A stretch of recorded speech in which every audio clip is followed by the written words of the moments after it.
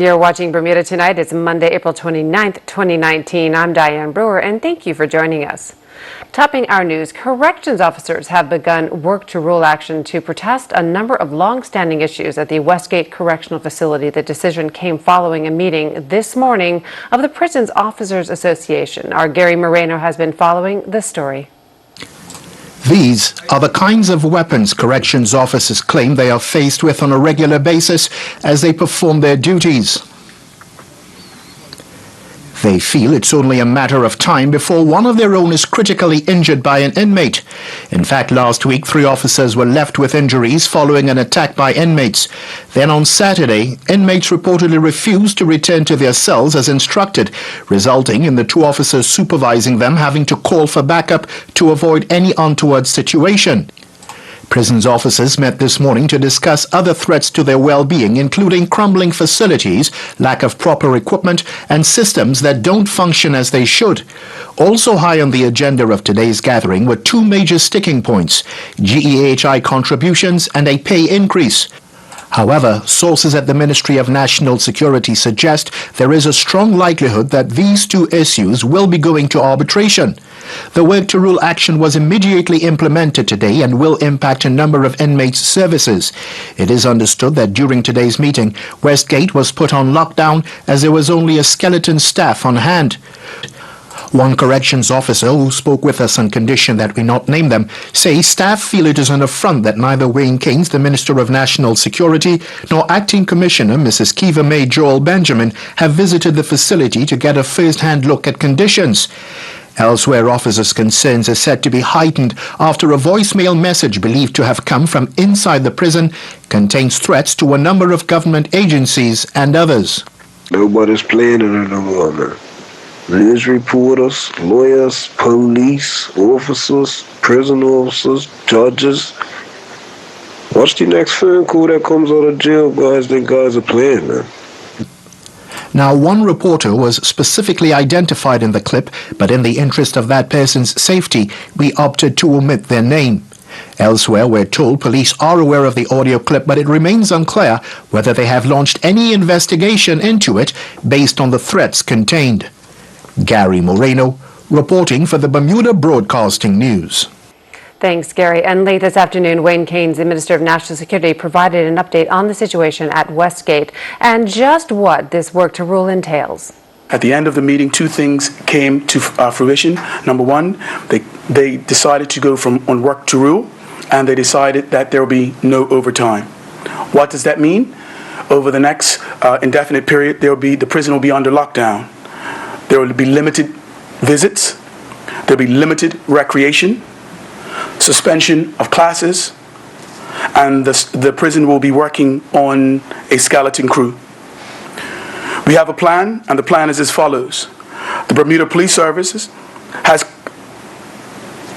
given 18 officers in support who will be responsible for taking inmates from the magistrate to the magistrate and Supreme Court and on health visits. The Bermuda Regiment has approximately 20 soldiers who are trained as special constables who will be on standby if the need does arise. My hope is that in accordance with Section 11 of the Prisons Officers Agreement, that both sides will immediately accept the invitation of the Labor Relations Manager and sit around the table to discuss the outstanding issues and to resolve the matter. You'll see, if we're honest, more lockdowns in the prison, and that means that prisoners, inmates will not be able to leave the cell as freely and as regularly as they were before the work-to-rule action took place. Do you anticipate any adverse reactions to that action? I believe this is not an ideal situation, and that is why we want to get both sides at the table as quickly as possible. Elsewhere, the minister says he has not yet received a formal complaint about that voice note, but he will proceed accordingly. Well, coming up, a call for more foreigners, court news, the latest weather update, and more. Stay with us.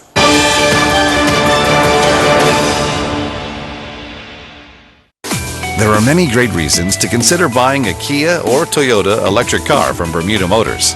Here are the top 5. You will be pleasantly surprised how much money you save over filling up a traditional gas car at the pumps.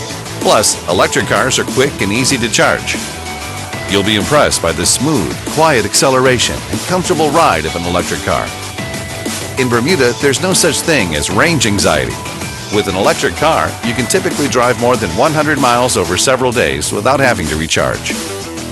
Electric cars need very little maintenance. They don't require an oil change, spark plugs, or tune-up, and there's no transmission or exhaust system to repair. Electric cars are awesome for the environment. They dramatically reduce harmful emissions and don't pollute our island's clean, fresh air. Choose an all-electric Kia Soul or the hybrid Kia Niro or Toyota Prius E from Bermuda Motors.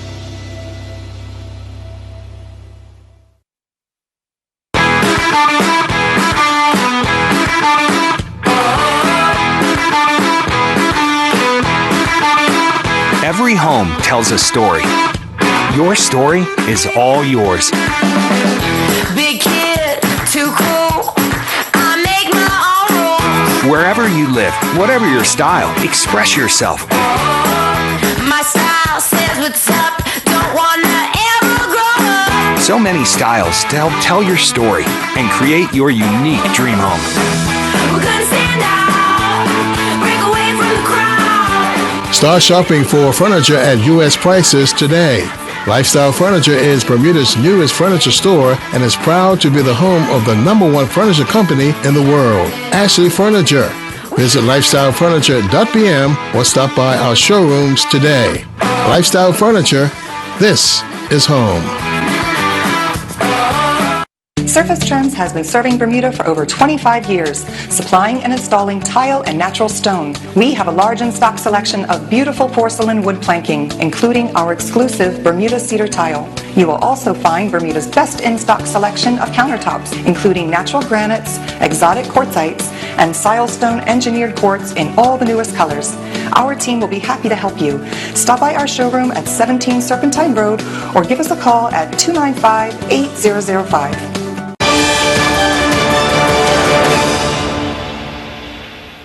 Welcome back. The former Premier Sir John Swan has renewed his call for more foreigners to be let into the country, specifically, quote, white rich people. The politician and businessman took the opportunity recently to focus on the island's economic woes, and he said the only way the economy will be turned around is if the people with the ideas, or white rich business people, as he put it, are welcome to our shores. Sir John put it this way.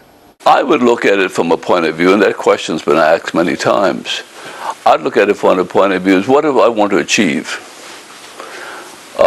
And where am I, first of all? Where am I? And the question it would be is, I've got more debt, almost $10 billion worth of debt, and I got a $6 billion economy that's not growing. You know, retail sales are down, tourism in return doesn't give you very much kick, and international business has been consolidating. So, and even if you count on the fintech industry to grow, it's not going to grow anywhere near from what you expect. You need some physical presence of capital, and some physical presence of development. Is the evolution of the city development, which you have to do. And unfortunately, you've got to bring in people with money and people with ideas, and the only way, and they are foreigners and they're white. And if you don't face those realities, which most people push back on if you're back of town. If you're downtown, you sit quietly and you're hoping, well, I hope they don't notice it because I'm white and I'm afraid that if I speak up, they'll reach in and throw that waste hand grenade at me. So they shut up. The end result is we're losing by default. However, the Premier, David Burt, was made aware of Sir John's views. Speaking to Turai Trot, he expressed his disagreement. Far be it for me to disagree with Bermuda's only living national hero, but I take, I would say, umbrage to the equation of rich and white in the same sentence. I think what Bermuda needs are more persons who are willing to invest and to partner with persons in Bermuda who have not had access to historic and intergenerational wealth.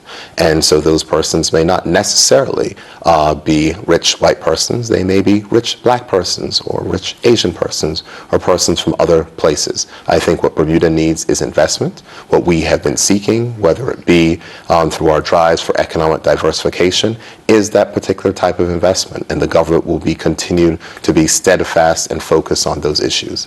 One of the challenges of which Bermuda has had is inequality. And this government will not be a society that is going to, or a government that is going to push forward policies that will create greater inequality. We want partners that are going to come to Bermuda to invest and to partner with those persons who have not had intergenerational wealth. And those will be the type of persons of which we're looking to bring to Bermuda to help us to grow and in line with the mission of this government. In court news, a man admits to stealing a police car in Hamilton. Maya Palacio has the details from this morning's plea court session. Appearing in magistrate's court, 46-year-old Ross Patterson pleaded guilty to taking a police vehicle without consent, driving whilst impaired by alcohol, and stealing a set of keys from a police vehicle valued at $400. Crown Counsel Nicole Smith said these offenses carry a $10,000 fine or 5 years in prison. The court heard that last night in Pembroke Parish, Parsons stole a Jeep Patriot police vehicle while it was parked on a northbound lane on Court Street. Around 1:51 a.m., police attended the Spinning Wheel Bar, where a large party was taking place with many attendees. At the time, there was no parking on the street allowed. Officers left their vehicles' engines running to keep the hazard lights on and then entered the club to conduct a routine check. However, when they left Spinning Wheel, they noticed their Jeep was gone. They reviewed CCTV footage and were able to identify the suspect. Soon after, the police located the Jeep in the eastbound lane on Elliott Street near the Augustus Funeral Home, with the engine off. Police searched the vehicle and noticed the keys were missing, but later found Parsons in the area. He was arrested for taking a motor vehicle without consent and cautioned. Police observed the defendant was heavily intoxicated. He was unsteady on his feet, his speech was slurred, and he smelled strongly of intoxicating liquor. Officers asked the defendant if he had been drinking, and the defendant replied, "I drink all day, every day." He was subsequently arrested and taken to the Hamilton Police Station for processing. When interviewed, the defendant admitted to taking the vehicle's keys from the vehicle and abandoning the car. Judge Maxanne Anderson ordered pre-sentencing reports and remanded Parsons into custody. Parsons' sentencing date is in June 2019 in DUI court. I'm Maya Palacio reporting for the Bermuda Broadcasting News. Turning to weather news, another perfect spring day today. Let's go to AccuWeather headquarters for the latest weather update. AccuWeather is presented by BF&M Insurance Group. We now go to AccuWeather headquarters. This AccuWeather forecast on ZBM is brought to us by the BF&M Insurance Group, and this is probably one of the more popular forecasts we've been able to present to you lately because the weather's going to be just spectacular over the next 5 or 6 days. We have a really nice setup. There is a large disturbance just to the south and west over the Turks and Caicos Islands, on the edge of the Bahamas as well. That's going to stay there for the better part of the rest of the weekend. At the beginning of the weekend, it'll wobble a little east and head a little farther west and just get stuck in that general area because high pressure is going to be protecting us all the while. And we're looking really nice out there with the radar system down. Here we have the satellite estimated rainfall, and there is nothing going on anywhere around here. It's a good time for the radar to be out. We're dealing with humidity around 60 to 65%. Air temps around 71 degrees right now. Wind east at only 5 knots. Because of that wind being so light, we have waves that are really small. It's a great setup for boating out there, unless you have a sail. If you're trying to do some sailing, the wind may not quite offer enough for you. But for kayaking or any paddle boating or power boating, you're in great shape out there. On the outside, waves are about as small as they get, 1 to 3 footers in our part of the Atlantic. So, upcoming tides. Well, we recently had a high tide at 5:45. Looking ahead, low tide just after midnight. Another high tide at 6:09 tomorrow morning. And another low tide then at midday, 12:31 for the lunch break. So we are in good shape. No marine warnings, obviously, with such flat water out there. Mainly clear sky. Light winds, low around 67 tomorrow. Pleasant day. Looks nice out there. Good day to be in Bermuda. 75 degrees. And we're going to do that again and again later in the week. Futurecast shows a large area of high pressure off of the New England coast, a secondary area of high pressure just to our west. There is a weak front that's just going to kind of lose its identity in between the two. And as this morphs into one larger area of high pressure, you can see Tuesday, we're in pretty good shape out there. That clockwise flow is a good thing. That's a sign of basically an atmospheric pattern that leads to sinking air, fewer clouds, and no real chance of rain, for us at least. Down into Jamaica, they'll have showers and storms. Barbados, some scattered showers. Trinidad looks nice, pretty warm, 90 degrees there, but generally dry. And no tropical threats at this point in the season. We take a look at the eastern part of North America here with Toronto looking somewhat cool at 50 degrees. That's around 10 Celsius. New York City, 65. Scattered showers there. Boston's a wet spot there. running cool there at 50 degrees. Atlanta, 87. The heat's on. Big contrast in temperature from the northeast to the southeastern United States. Miami's warm as well. And in London, England, a nice spring day, 65 degrees here in late April. Our great local forecast really looks nice. This is a nearly perfect forecast. Mid-70s, lots of sunshine, light winds. The winds will pick up a little bit Thursday night into Friday and Saturday. And then maybe by Monday of next week, we'll have a chance for some showers. We'll send it back to you. AccuWeather was presented by BF&M Insurance Group.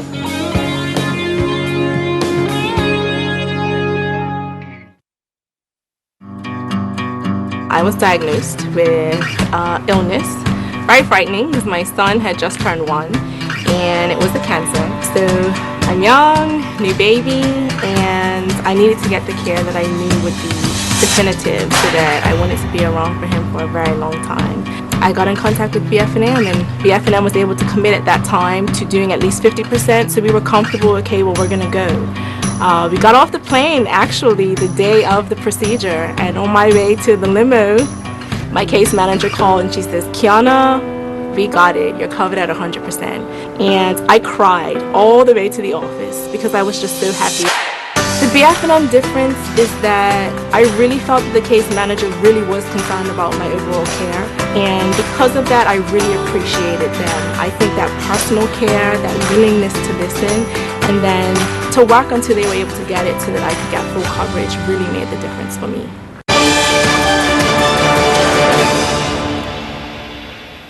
And we have a very exciting programming note now. Let's Talk this evening has a guest host and 2 special guests. Earl Basin will be talking to world beater Flora Duffy about all things triathlon. She'll be joined in the studio by her husband and fellow triathlete Dan Hugo. That's Let's Talk tonight at 8 p.m. right here on ZBM TV 9. Well, Earl Basin will have the weekend that was in sports after the break. Stay with us.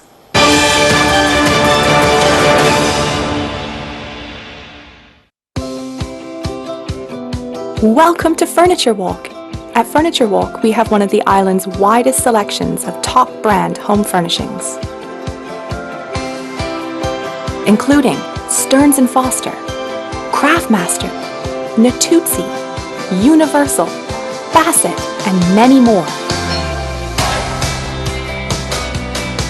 Whether you're freshening up your living room or remodeling your entire home, we have all the brands and top quality furnishings you'll need. We also offer in-house financing. Can't find what you're looking for in store? No problem. We can special order it for you. Our website has an even larger selection of the world's best furniture. Stop by our Paget store and we'll be happy to help you get on your way to finding the perfect selection for your home or office. Furniture Walk, furnishing Bermuda's homes for over 30 years. At ProServe, we've got mail. Did you know at ProServe, we handle over 150,000 mail pieces per month. We have a full mail handler's license, secure, centrally located facilities, state-of-the-art digital printing, insertion, franking, and tracking systems. Even full mailroom operations management, along with experienced staff and the reliability to get your job done right. So whether the job is large or small, by hand or sprint pickup delivery, daily, weekly, monthly, or a one-off project, we've got you covered from start to finish with email confirmation. At ProServe, we've got mail. Call 295-7619 or visit proserve.bm and let's get it started.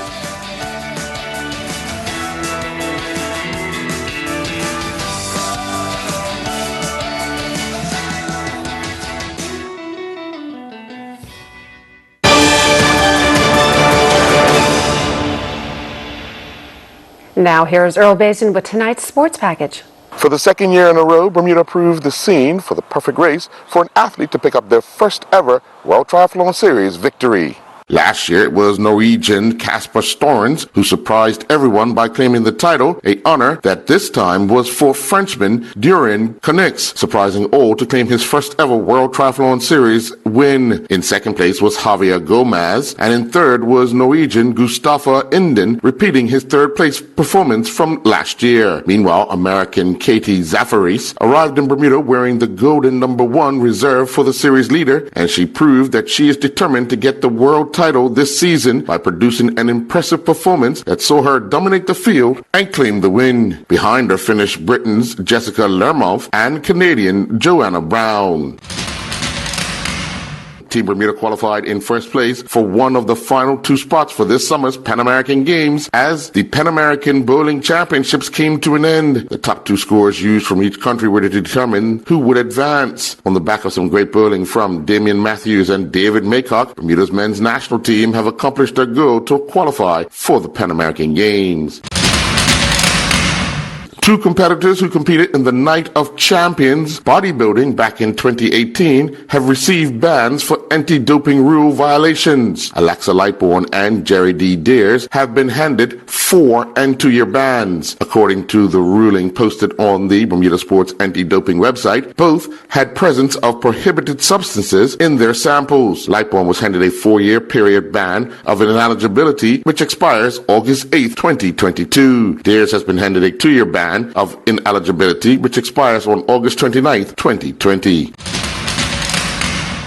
The Bermuda Football Association hosted their 2018-19 award ceremony at City Hall. Trey Ming from the PHC Zebras was named the Premier Division MVP, while Dante Bankman from the Southampton Rangers was the First Division MVP. PHC Zebras head coach Scott Morton was named Coach of the Year for the Premier Division, while Jensen Rogers from Somerset Eagles was named the First Division Coach of the Year. Guest speaker Shaka Hislop believes Bermuda is heading in the right direction. I have to say I was hugely impressed with what I witnessed, what I was a part of.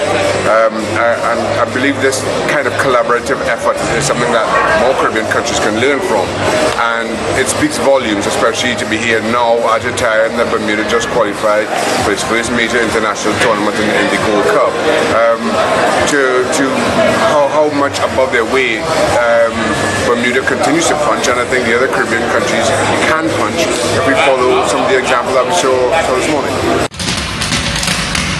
Lamont Marshall took to the track to compete in the men's 10,000-meter race during the 125th running of the Penn Relays. Marshall would finish 6th in a field of 34 starters. He crossed the line in a time of 30:16.7. Sakari Famous won the women's high jump competing in the 3rd annual Torrin Lawrence Memorial in Athens. With a top leap of 1.78 meters, Famous outleaped the field of 8 jumpers. The Bermuda International Invitational Sailing Race Week got underway in the Great Sound over the weekend. 3 boats took to the course on day 2 for the Actuals fleet. John Heel continues to lead the fleet after 5 races in the series and 2 on day 2. Healy won 1 race and finished 2nd in the other to come off the water with a total of 4 net points. Timothy Patton ended the day in 2nd place with 7 points, and Stephen Dickinson is in 3rd with 11 net points. 3 races were sailed in the IOD fleet with William Reed and Peter Wickwire tied first. Both have 10 points. Only 2 boats took to the water for the PHRF class, with Stephen Sherring winning both races. The 37th Bermuda Open Karate Championships took place yesterday. Kent Bean won the men's black belt forms and weapons division, with Andre Joseph winning the men's black belt 40-plus division. Talia Iris won the women's black belt division, while Andrea McKee won the women's black belt division. Jair Mitchell continued competing for Team Holeshot Motorsports on the Canadian motocross circuit. The professional 2nd round division Triple Crown race took place in Serena. In the Serena Era Cross 250cc division, Mitchell finished 8th. He finished 4th in the first moto and then finished 8th in the second moto. The Bermuda Karting Club season continued at the Rubis Southside Motorsports Park with race day 15. Niall Bean won all 3 races in the cadet class, while Scott Barnes took the checkered flag in all 3 races in the tag senior class. David Barboza won all 3 races in the L206 Masters class, while Ryan Burgess won 2 of the 3 races in the L206 senior class. Scott Barnes won the other. The tag junior class saw 3 different winners on the day. George A. Thomas, Jaden Brimmer, and Jaden Malpas all took the checkered flag. Scott Barnes won the 3 races in the shift stock class, while Ben Seville won all 3 races in the modified class. The National Archery Association of Bermuda held its end-of-season indoor long-tail shooting championships inside the Clearwater Middle School Gymnasium. 22 archers participated in the tournament, with William Pickering winning the Masters Compound, Bernard Wade III won the Adult Recurve, and Jaden Roberts won the Cadet class. I'm Earl Baisden with Bermuda Broadcasting Sports. Thank you, Earl. Last but not least, more education on addiction and mental health is urgently needed in Bermuda. The Perot Fellowship is offering a scholarship fund to students looking to join the drug rehabilitation profession. Dayla Burgess found a passion for working in the field of substance abuse rehabilitation. Before taking steps to start her career path, she found there was help available. When I finished my undergrad degree, I came back like a lot of undergrad students and not really knowing where to find my place. And I found some really supportive professionals at the Women's Treatment Center, where I'm now working with women in the field. And so it kind of just happened organically. You know, I was supported by my clinical coordinator and my manager there, and as I started to become more familiar with the work, more with the clinical cases, I said, you know what, hey, I need to invest more in this. The aim of the Perot Fellowship is to provide funding for education and training for those in the field of substance abuse, prevention, and treatment services. They say existing services on the island are often inadequate. Compared to larger countries, we often lack the most up-to-date expertise. Stigma around addiction may also play a part. When we kind of isolate persons with chemical dependency, when we tell them that they're not good enough, that they're lacking, that they're failing in some way, that creates barriers for them to actually access treatment, to seek treatment, because they're feeling ashamed, guilty, you know, that there's a moral deficiency. And so I believe that still exists here. I don't see enough that we're doing in our community to kind of attack that and battle that front on. And so with that, I believe that adds to the problem. The trust was created through a donation from the Perot family, which was matched by the ACE Foundation in recognition of Mr. Brian Perot's efforts to support the community. The fund covered a significant portion of Dayla's master's degree from the University of Southern California. Not only did the Perot Fellowship allow me to have financial resources, but it supported me with a network of professionals. The fellowship is open to students working in a range of subjects, from substance abuse counseling, psychopharmacology, or clinical social work. I believe you have to possess lots of empathy. You have to be willing to kind of meet the person where they are and almost walk in their shoes to understand what their experience is, what their subjective experience is. With treatment of any form, there's no cookie cutter fit. Every person is different. The application deadline each year is April 30th. Jasmine Patterson reporting for Bermuda Broadcasting News.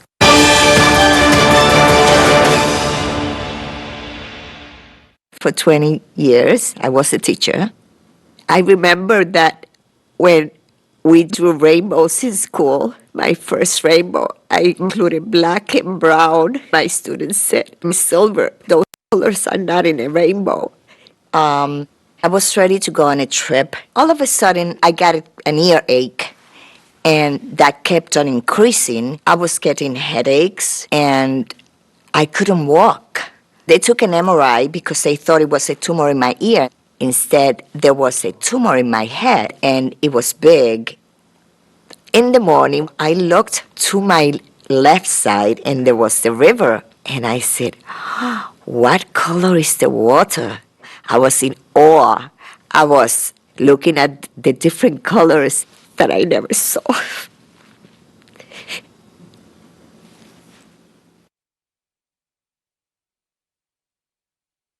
I got these for seasickness last week, and they're terrible. That's strange. I know. I put one behind each ear like you're supposed to, and nothing happened. These are tablets. You're meant to take them with water.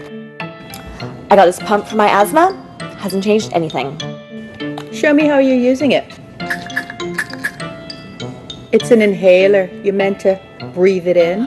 Well, this toothpaste, definitely off. It's a hemorrhoid cream. Well, that explains why my gums are shrinking.